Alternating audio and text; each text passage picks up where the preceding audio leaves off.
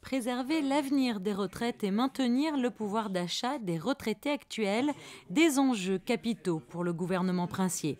En l'état actuel, le système monégasque connaît des difficultés structurelles dues notamment à la forte augmentation de l'espérance de vie. En l'absence de mesures de protection, le paiement des retraites ne pourrait être honoré d'ici 2030. Avec ce projet de loi, le gouvernement princier assure donc à long terme la pérennité du régime en privilégiant le partage équitable des efforts nécessaires entre employeurs et salariés. Un régime monégasque qui restera toujours favorable pour les salariés de la principauté avec un départ à la retraite dès l'âge de 60 ans. Ce régime est très favorable pour tous. Il est très favorable pour les retraités qui touchent des cotisations donc très supérieures à ce qu'elles sont par exemple dans le régime de base français qui est un bon régime en Europe. Donc les retraites à Monaco, à carrière équivalente, à salaire brut équivalent, sont de 25 à 75%, de 25 à 75% supérieures aux retraites du régime de base français.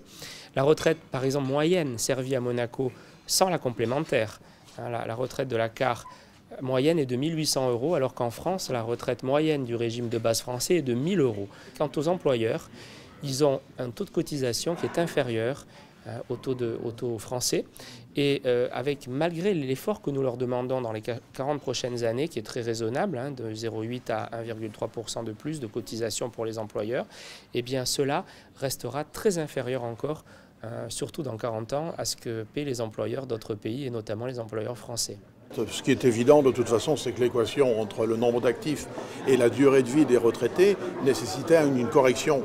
La préoccupation que j'ai exprimée pendant la réunion, c'était de dire que le choix qui a été fait pour l'effort, pour répartir l'effort, me préoccupait simplement et me préoccupe toujours jusqu'à mieux le calculer, sur le fait que ce sont les salaires les moins élevés qui auront le plus de difficultés à acquérir le nombre de points. Le gouvernement a justement travaillé conjointement avec les partenaires sociaux afin de ne pas défavoriser les salariés aux revenus modestes et c'est pourquoi un régime individualiste de retraite par capitalisation a été écarté. Les efforts que nous demandons garantissent que les futures retraites seront équivalentes en euros constants à celles qui sont versées aujourd'hui. Nous allons simplement stabiliser le nombre de points distribués à celui d'aujourd'hui. Ça veut dire très concrètement qu'un salarié qui toucherait le salaire moyen et qui aurait une évolution dans les prochaines décennies conformément à l'évolution du salaire moyen, continuera exactement à avoir la même retraite en euros constants. Après, nous sommes préoccupés des salariés les plus modestes, ceux qui sont rémunérés au SMIC.